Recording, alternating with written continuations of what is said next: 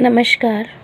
आज हम इकाई योजना यानी यूनिट प्लान के बारे में बात करेंगे। बीएड के सिलेबस में यूनिट प्लान बनाने को आते हैं अपने। तो इकाई योजना में हम आज बना रहे हैं वायुमंडल। इसमें अपन लेंगे वायुमंडल। इधर वायुमंडल की परिभाषा, वायु के गुण, वायु के अवयव, वायुमंडल के विभाजन, फिर है अपना इसमें ज्ञान। ये अध्ययन बिंदु है, ये ज्ञान है। इसमें सब यूनिट ये है वायुमंडल उप इकाई। ठीक है। अब इसमें संबोधन नियम। ज्ञान के अंदर छात्र नियम लिखित का पुनः स्मरण कर सकेंगे। वायुमंडल की परिभाषा, वायुमंडल की विशेषताएं और वायुमंडल का विभाजन आता है। अवबोध के अंदर हम छात्र निम्न का वर्णन कर सकेंगे। वायुमंडल की विशेषताएं, वायु सर्वत्र विद्यमान होती है, ये तो मालूम है सभी को। वायुमंडल की विभिन्न परतें कौन कौन सी है ये।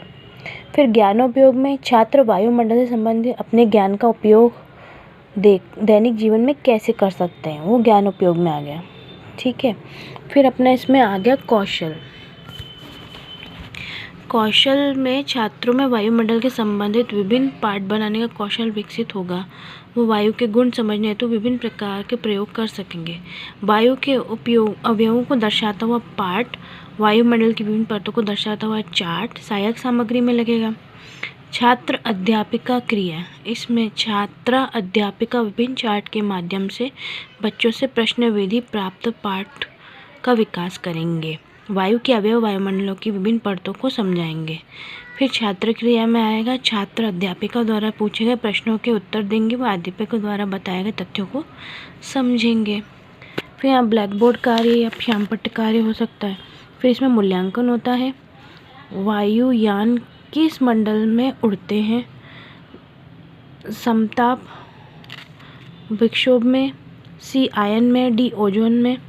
फिर शोभ मंडल की विशेषताएं बताइए।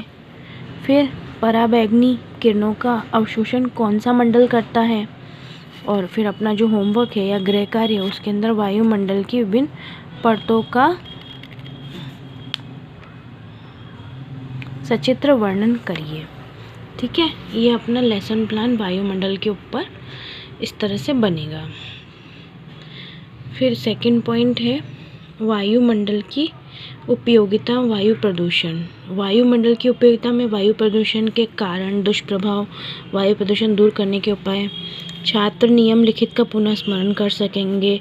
वायुमंडल की उपयोगिता, वायु प्रदूषण के कारण के दुष्प्रभाव, वायु प्रदूषण को दूर करने के उपाय। छात्र नियम लिखित वर्णन कर सकेंगे। वायुमंडल की उपयोगिता, वायुमंडल की विभिन्न परतें और उनका डिस्क्रिप्शन। छात्र वायुमंडल से संबंधित अपने ज्ञान का दैनिक जीवन में उपयोग कर सकेंगे। छात्र दैनिक जीवन प्रदूषण दूर करने के उपाय लिखेंगे। फिर उसके बाद आता है अपना वायुमंडल की विभिन्न परतों का चित्र बनाओ।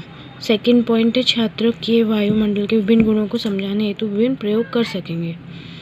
फिर वायुमंडल की विभिन्न परतों व विभिन्न आयुओं को दर्शाते हुए चार्ट बनाओ। फिर छात्र अध्यापिका चार्ट के माध्यम से बच्चों में प्रश्नोत्तर व्याख्यान विधि द्वारा पाठ का विकास करेगी। वायुमंडल की उपयोगिता को समझाते हुए वायु प्रदूषण को समझाओ।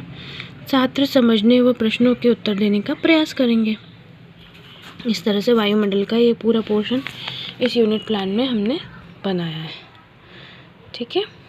Thank you.